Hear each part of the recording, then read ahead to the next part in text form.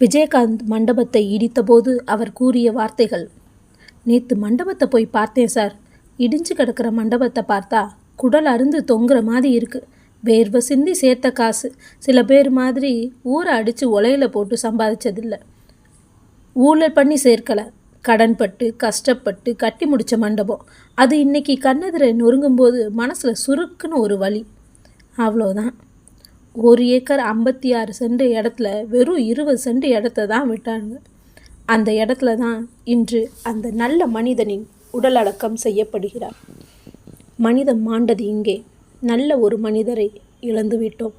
பல ஏழை எளியவருக்கு எந்த ஒரு பிரதிபலனும் எதிர்பாராமல் உதவி செய்த நல்ல உள்ளம், பிறர்க்காக உழைத்த நல்ல உள்ளம், பிரதிபலன் எதிர்பாராமல் பலருக்கு பல நன்மைகளை செய்த உள்ளம் மாண்டது இன்று.